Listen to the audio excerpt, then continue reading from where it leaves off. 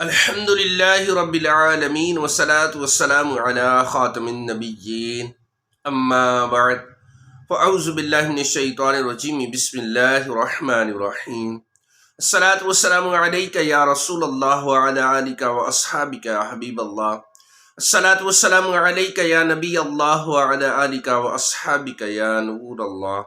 فرمان مصطفیٰ صلی اللہ علیہ وآلہ وسلم ہے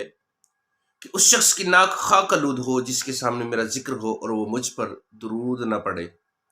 میرے بھائیو، جب بھی آقا صلی اللہ علیہ وآلہ وسلم کا نام اسم گرامی آئے تو محبت بھرے انداز میں درود پاک پڑھیے۔ اللہ پاک ہم سب کو کثرت سے درود و سلام پڑھنے کی توفیق عطا فرمائے۔ اللہ تبارک و تعالی 22ویں پارے سورہ احزاب کی آیت نمبر 56 میں ارشاد فرماتا ہے، ان اللہ و ملائکتہ یصلون علی النبی یا ایہا الذین آمنوا صلو علیہ وسلموا تسلیما۔ ترجمہ کنز الایمان، بے شک اللہ اور اس کے فرشتے نبی پر درود بھیجتے ہیں، اے ایمان والو ان پر درود اور خوب سلام بھیجو۔ آیت درود میں سب مسلمانوں کو درود پاک پڑھنے کا حکم دیا گیا۔ آخر درود پاک کی یعنی اس کا حکم دینے میں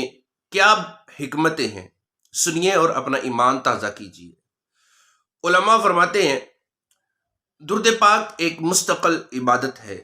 لہٰذا درود پاک کا حکم دینے کی ایک حکمت تو اجر و ثواب ہے کہ ہم درود پڑھیں اور اجر و ثواب کے حقدار بن جائیں۔ اس میں دوسری حکمت یہ ہے کہ درود پاک ایک شکرانہ ہے، یعنی ہمارے آقا و مولا مکی مدنی مصطفیٰ صلی اللہ علیہ وآلہ وسلم کے ہم پر بے انتہا احسانات ہیں۔ مثلاً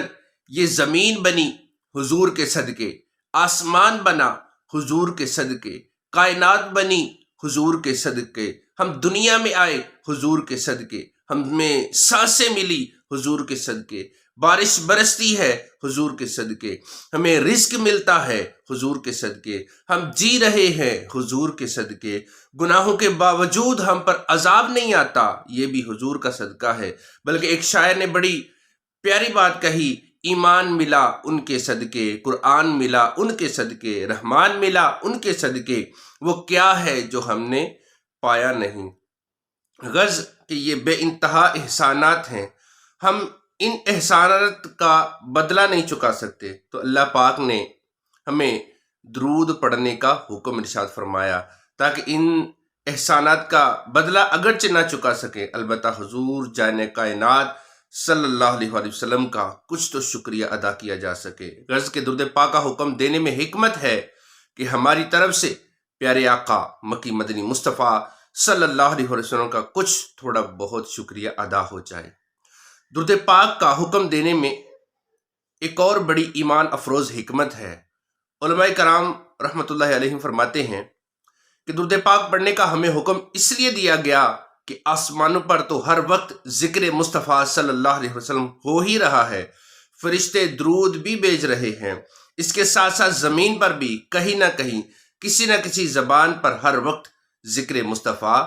ہوتا ہی رہے۔ سبحان اللہ، معلوم ہوا ذکر مصطفیٰ کا چرچا اللہ پاک کو پسند ہے اور اسی لیے ہمیں درود پڑھنے کا حکم دیا گیا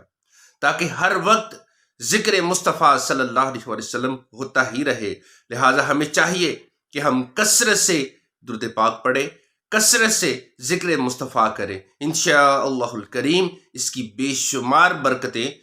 نصیب ہوں گی۔ حکم حق ہے پڑھو درود شریف، چھوڑو مت غافلو درود شریف، خود خدا بھیجتا ہے ان پر درود، تم بھی بھیجا کرو درود شریف۔ حضرت مصطفیٰ کا پیارا نام جب سنو تب پڑھو درود شریف، صلو علی الحبیب صلی اللہ علیہ وآلہ وسلم۔ اللہ پاک نے فرمایا، یا ایہا الذین آمنوا صلو علیہ وسلموا تسلیما، اے ایمان والو ان پر درود اور خوب سلام بھیجو۔ اس مقام پر ہمیں حکم دیا گیا کہ محبوب ذیشان صلی اللہ علیہ وآلہ وسلم پر درود اور خوب سلام بھیجو۔ اس آیت سے دلیل پکڑتے ہوئے علماء کرام فرماتے ہیں زندگی میں کم از کم ایک بار درود شریف پڑھنا فرض ہے، اور جس مجلس میں بھی پیارے آقا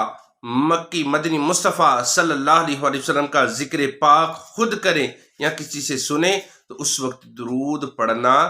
واجب ہے، لہٰذا جو ذکر پاک کر کے یا سن کر درود شریف نہ پڑھے وہ ترک واجب کے سبب گناہگار ہوگا۔ یہ ضروری نہیں کہ سرکار عالی وقار مکی مدنی تاجدار صلی اللہ علیہ وسلم کا نام پاک لے یا سنے تب ہی درود پڑھنا واجب ہے، بلکہ ہر وہ لفظ جو آپ صلی اللہ علیہ وسلم کی ذات پر دلالت کرے، مثلا آپ، حضور، رسول ہاشمی وغیرہ، اس کے ساتھ درود شریف پڑھنا